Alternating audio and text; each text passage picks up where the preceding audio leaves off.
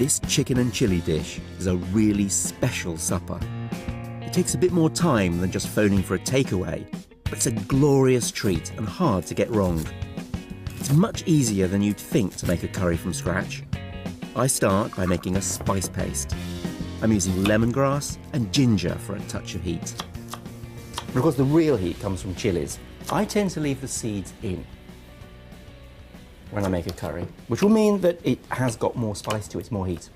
But if you take them out, you'll get a milder effect. I always like some garlic in my curries as a back note. The great thing about recipes like this is that once you've made one, they become your own. And you decide whether you want it gingery, whether you want it lemony, hotter, cooler, whatever. It's suddenly your recipe.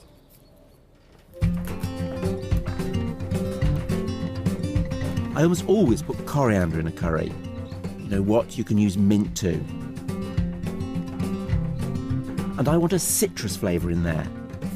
And for me, that means lime. So the lime zest goes into the spice paste, but then I use the juice in small amounts just to adjust the flavour of the whole thing at the end. It might seem like a lot of ingredients, but whizzing it up is just a matter of seconds. I'm going to put in a little bit of seasoning, some fish sauce, and a little bit of dark soy. Finally, the spice paste needs something cooling and sweet. I'm going to use fresh tomatoes. And a good hot curry always works when you've got something fruity in there.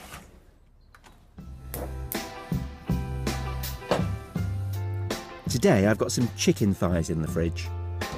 And I'm going to brown them in a shallow pan in a little sunflower oil.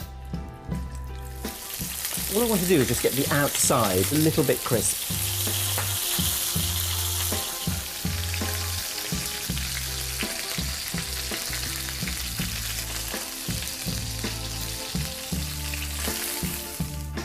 Once the chicken's browned, I don't need all the fat that's left in the pan, but I'll leave a little to fry the spice paste. This will take the raw edge from the garlic and ginger. And straight away I can almost smell the heat.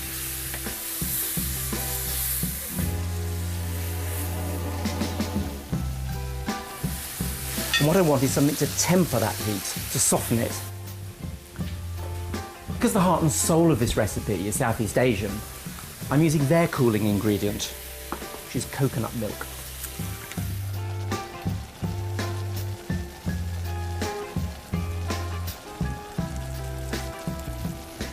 I want this to bubble gently for about 15 to 20 minutes until the chicken's cooked through. There's a moment when I really love a curry, and it's when you get something really refreshing, something fruity involved. What happens is you get a mouthful of real searing heat, and then you get this cooling, fresh fruit as well. It's just wonderful.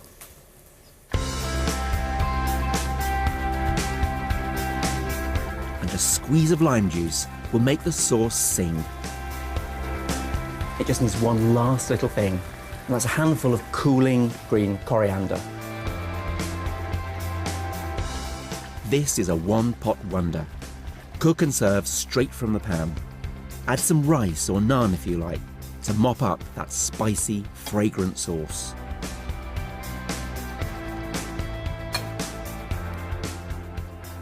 The chili flavour is there, and the heat, but it just works beautifully with that coconut milk. It really works. I've used chicken, but you could make a curry like this with any of your favourite vegetables, fish or meat. Just make the dish your own.